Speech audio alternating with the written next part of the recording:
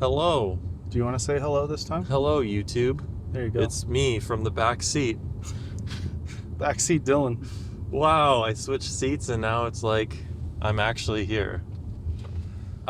Today we kind of decided that maybe we should answer some questions from YouTube because there's a lot of comments and I think it's just a bit easier to get to them this way. Yeah. And I mean, we have a lot of driving time, so it kind of fills in some of that space. So, without further ado, why aren't you using your velocity tracker? Because it broke. Plain and simple. The end that attaches to the bar got snapped off. Like the cord frayed over time, and then the front fell off. So I just haven't bothered replacing it. Why did you use it? Why did I use it? Because I think in some ways it's good to have some objectivity, especially when you're relying on something like RPE.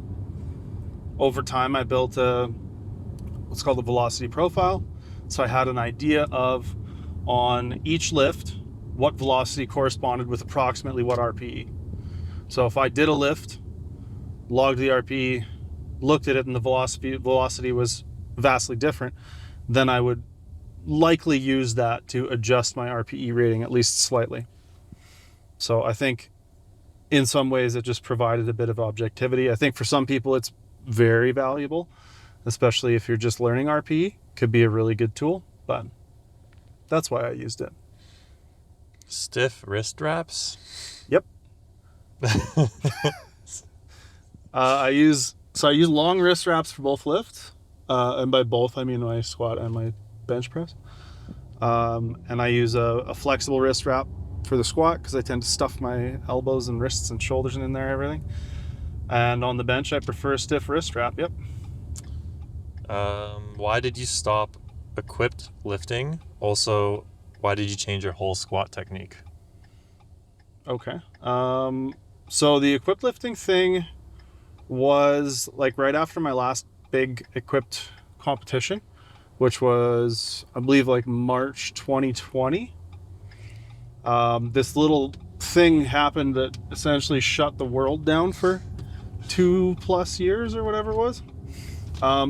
Basically just I wasn't comfortable continuing doing equipped in my basement alone with zero safety precautions whatsoever, so I stopped equipped. My plan was just to put it on hold for a bit, but then raw training was going really well and it just felt right, and the idea of getting back into equipment is both exciting and very daunting. I think the biggest drawback to equipped training for me is the time commitment. Getting into and out of the suits and shirts and warming up all of the extra way up to 120, 130% of your raw lifts or whatever. I just have a hard time making that time commitment fit. As much as I think it is very exciting and very cool, it just isn't for me right now. And in terms of the squat changes, those came along with my knee and hip injuries that kind of took place over the course of a number of years. And I found, for whatever reason, going a bit narrower made both my hip and knee feel a little bit better. And especially as a 120, going narrower made my squat overall just feel a lot better.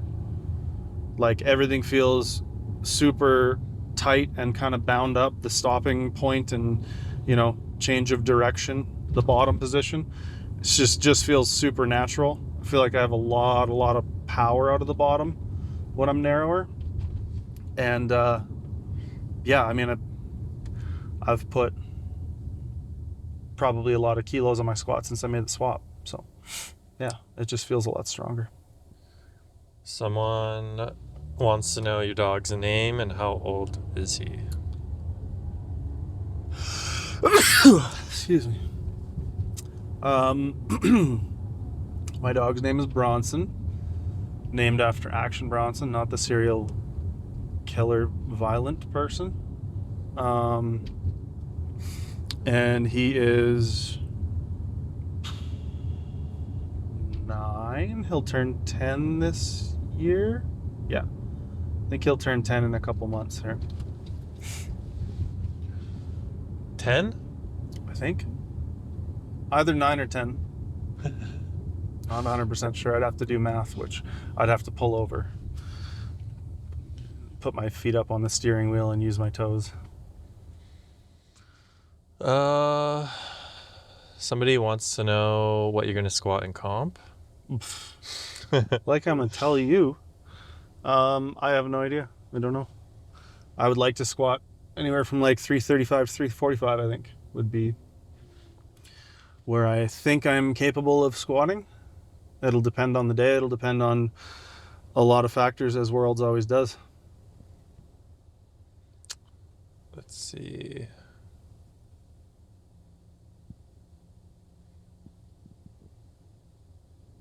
There's a lot of comments of people being like, is that your knee cracking? Is that your knee? Does that sound your knee? I'm so scared of your knee. A lot of those. Yeah, it is. It is my knee, and probably my hips and back and maybe shoulders at some point. Yeah, I mean, I don't know. If you put enough weight on the human body and train really hard for a long time, you probably end up with some sort of what's called a crepitus at some point. It is, in my case at least, seemingly benign. It doesn't hurt. It just is noisy and cracky and clunky and maybe kind of gross. But yeah, I don't know. My body just snap, crackle, pops a little bit. Kellogg's Rice Crisp knees. Does it hurt when it snaps and cracks? No, it doesn't. It doesn't hurt. It's just really loud. It gets like, my knee still gets a little swollen sometimes after training, or, is a little, it's arthritic, right? Like, I have some arthritis in my knee. Those kinds of things happen. I don't know. It's way more manageable than it was in like 2022 and 2023. So I'm just happy that like the worst it gets right now is it's a little sore and achy sometimes after like a big session. We have a lot of like just a lot of random comments like, you look so cool, nice haircut, powerful dude, Powerful dude. trap thumbnail worked on me. Well, Taylor said in the coaches meeting, he's like not a lot of people, like he doesn't normally people don't like talk to Taylor about my training. Like people don't bring up me or my lifting to Taylor. But I happened to post a video of me like deadlifting against chains shirtless or something like that. And he said like 3 or 4 different people like brought up to him how freaky I look. And I was like, oh, okay. I mean, it's easy to look freaky when you're like 5'2" though. Yeah. So yeah. It is easy for me. Anyways. Do you need a professional YouTube thumbnail designer? That comes up a lot. And Nope. On this channel, definitely not, because the intention is to put as little effort into the thumbnail as possible. As little effort into all of it as possible, really. The least amount of clickbait, the better. Yeah, we're not clickbaiting. Because I kind of want it to be like, It's just me and my training, and that's it. I don't want to increase expectations, because we did that when we had training logs on the previous channel, on the main channel. People would be like, skip to 5 minutes for the main content. Yeah, because So- we title it something about what I was talking about between sets or something, right? Like we'd have a topic of discussion and everybody'd be like, skip to 5:46 if you want the real video. Yep. Don't watch this stupid guy train. So I'm kind of trying to. So we're making it about the that. training, yeah. Hell yeah, brother. Hell yeah, brother. Hell yeah, brother. People are loving the vlogs. Nice one. Nice one. Holy fuck, that was fast. That's what my wife hears all the time. Hears or says? Well, he said hears, but yeah. I think we got through most of the questions, actually. I thought there was a little bit more, but I definitely like this way of sort of addressing comments and questions because it feels a little bit more personal. I hate typing responses because it always just feels like, thank you. Just give some like canned Awesome. response or something. Yeah. And I want it to feel like, I mean, thanks for the feedback, brother. We are reading them, and I want the response to feel genuine, and it's just sometimes hard to... Well, you're reading them. To just say, like, thanks 20 times. Yeah. And have it be, like, not a bot. Yeah. Or feel like it's coming from a bot, so... Yeah. Yeah. I read them every so often, but I don't pay close attention. Again, just because, like, oh, there's an inner strength sticker on this car. Whoa! Wow, would you look at that? What are the chances? I don't know. Not zero. Now, do we know this guy? I don't know. I gotta drive super fast and get up beside him. Yeah, tell him to say hi to the vlog. Yeah. Yeah, I think that's... If you drive a Mazda and your license plate ends with 891 and you have an inner strength sticker on your car, what's up? The only other comment was someone was saying they've like never seen you do standing overhead press. Never. I think we've definitely had it in like a couple vlogs, but it's like it wasn't often. Not recently. I have done it recently, actually, for the first time in quite a while. For a while there, it really aggravated my shoulder, and then it did again when I was at where was I coaching? Yeah, that was the most recent nationals. And I started my block and like just kind of haphazardly just did some overhead press or whatever. Let's see if we know this person. I don't know. He had a mustache. Yeah, big mustache. A good mustache. Anyways. Yeah, overhead press sometimes pisses off my shoulder, so we took it out for a long time. Put it back in recently. It really pissed off my shoulder. But then in order to get past that pain and shit that was going on in my shoulder, I actually used and leaned on overhead press a little bit, trying to like regain some of my overhead range of motion. So that, I don't know, with mixed success, I think. But yeah, I will do it. I just don't currently find it to be super useful because I also can't really load it that much. Because if I go too hard, my shoulder just gets really angry. So it would take me some time and some dedication to get to the point where it's a useful training tool again. And then at that point, it's like, well, why don't I just do something else for now? You know, I'm prepping for Worlds. I'm not going to spend 8 or 9 weeks doing a really slow overhead press progression, which is what I would need to do, I think. Also, if you're looking for a stellar taper program, the Calgary Barbell free 16-week program apparently is pretty awesome. Just so you know. I do love that. I don't know if that's trolling or not. If it's not, that's my favorite comment ever. I've officially come full circle to where someone is recommending me my own program. And that is just, that's lovely. I love that. Whoever that is, please continue recommending that program to everyone. So in terms of training, or did you have more questions? No, I was going to ask you, what's your training today? Yeah, so I did my comp lifts on Monday this week. I actually got to train with Lon Ray. I don't know his last name, but he is also on Team Canada for Worlds. and had some really good sessions with him. He's a good dude. But we trained together Friday of last week or Saturday, I can't remember, and then Monday this week. And so I did my comp session there. I hit a 320 single, 190 single on the bench, 320 on the squat, and then a 345 or something on the deadlift. So those felt pretty good. Feel like we're coming back in decently strong. The bench was annoying because, you know, it was prescribed a single at 8.5 and I hit 190 and it was an 8.5 and I was like, oh man. Like I got the protocol exactly right, but I wish I was moving 190 faster than that right now.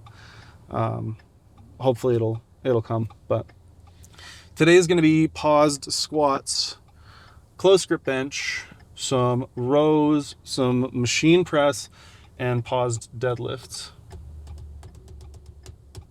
Last couple blocks I was doing triples at 8 on the paused squat and deadlift. This block it's triples at 7. So I'm gonna try to, you know, pull it back a little bit, make sure they're a little smoother, and hopefully they serve the purpose in terms of like just feeding into my main days a little bit better. Although I definitely think pushing those days decently hard. You know, we had some damn good strength last block, so we'll have to kind of ride that line, I think. But that's the day. How many days are we? It's like 20... 24 days. That's close. 24 days. Yeah. And that's from 24 days till you compete? Yes. Yeah. 24 days from today, I am on the platform in Germany. Germany. And then we're going to go to Leipzig for a little bit, hang out, go to Berlin, get tattooed in Berlin, which I'm super excited about. I think someone had a tattoo question, or it wasn't a question. I think they were saying they maybe want to hear more about like how you manage a new tattoo with lifting. We made full videos about that. I guess that was a long time ago though. You have an arrow, my friend. Drive. Yeah, we did. The biggest thing with healing a new tattoo as a lifter is just if it hurts, if it feels like the skin's gonna split and it's still healing, then find a different way to move. But if it feels fine, you're probably fine to just keep training.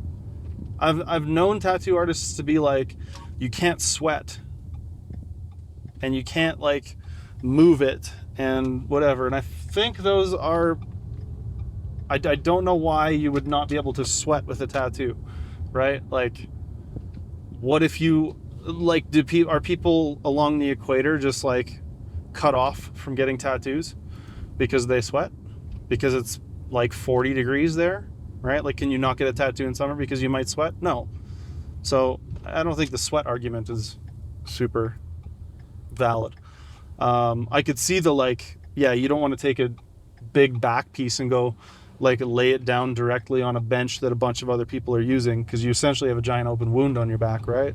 Some consideration there for like infection and sanitation and all that kind of stuff. But yeah, just don't do anything that hurts.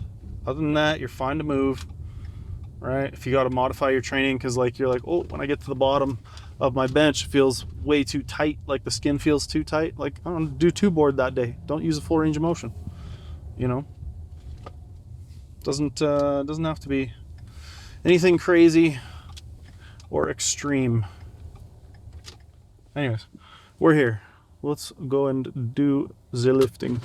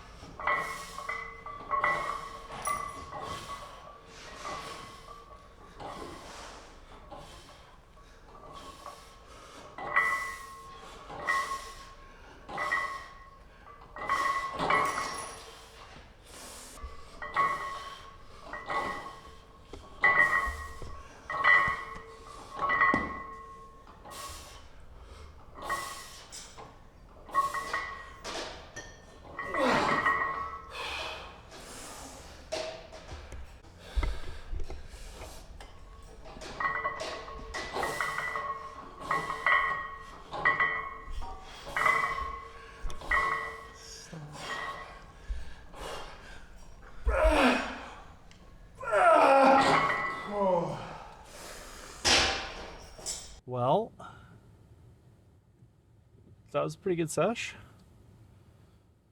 I kept things like pretty light in hopes that things would feel like snappy and smooth, and that's more or less what I got. Pause squats, I feel like my pauses maybe could have been better. I didn't film them on my phone, so I don't have them to review, but maybe could have been a little tighter on those. I feel like pause deads I did a really good job on. The close grip bench, I decided this block to move my close grip a little closer because I moved my comp grip closer. So now instead of my close grip being ring fingers and my comp grip being middle finger, I'm putting the ring kind of between my ring and pinky finger just to go a tiny little bit closer on those.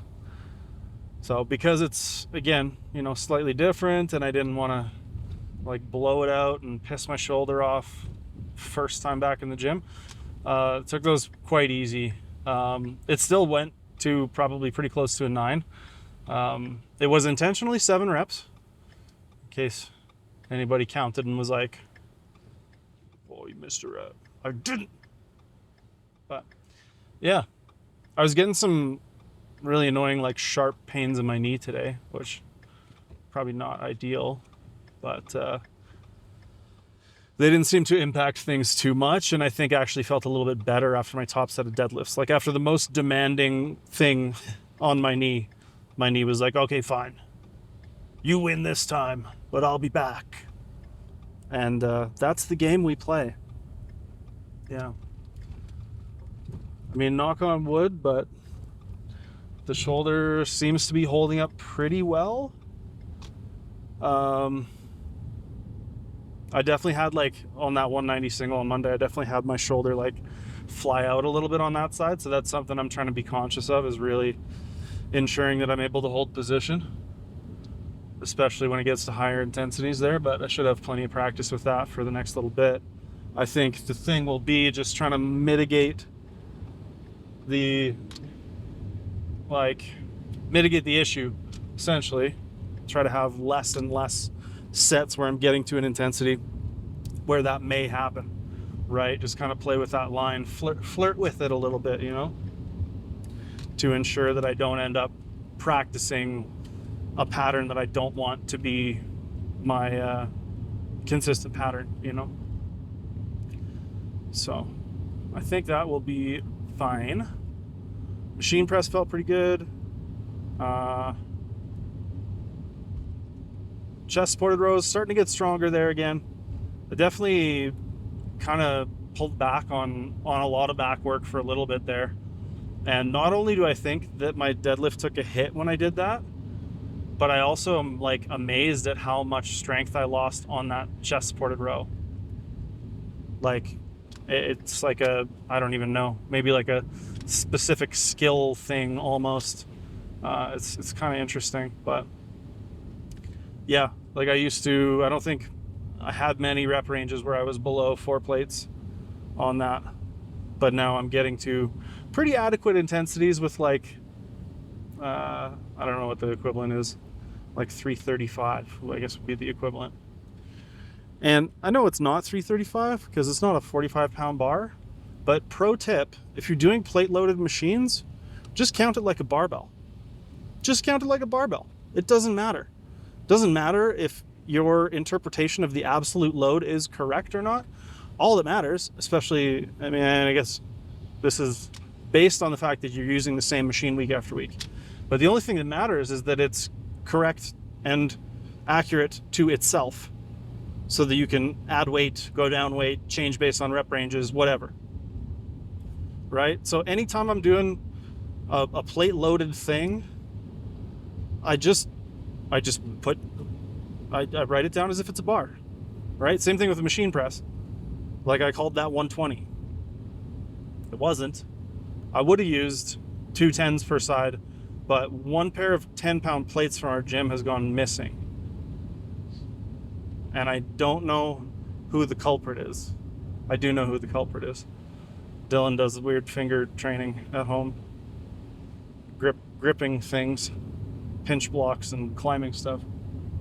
But anyways, yeah, that's my piece of advice. Just pretend it's a barbell. call it 135 or 225 or whatever, because that's going to be super easy for you to like jog your memory. If you're trying to look up like, oh, what does this leg press sled weigh? Like, who cares?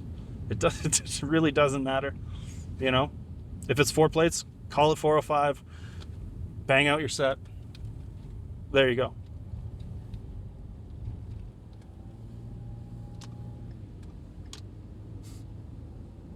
We've got a new dog today. I don't know if anybody can see her in the back, but that's my brother's dog. Her name's Ellie. She's beautiful and wonderful and perfect. She likes to lick people's faces while they're dumbbell benching. Don't you, Ellie? Hey? Yeah, she's trouble.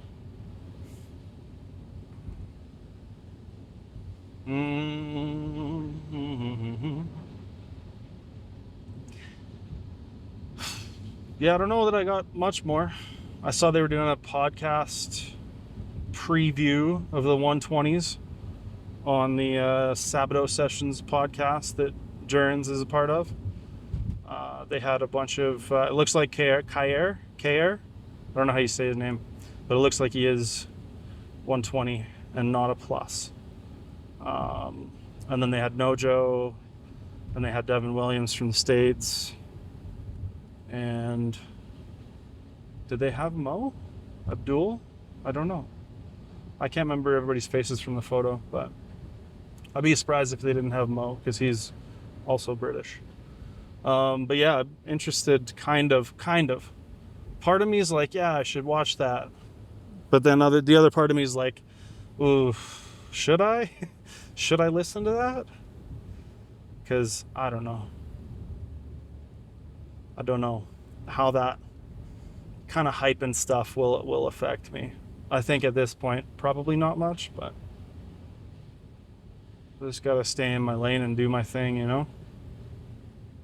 But it does get a little tricky sometimes, especially as you get closer to meets and people are doing like the hype podcasts and hype posts, and like I'm watching Nojo's training and he's like pulling 400 like pretty casually in training. Like, kid's a machine. Shouldn't say kid. He's young, but he's not a kid.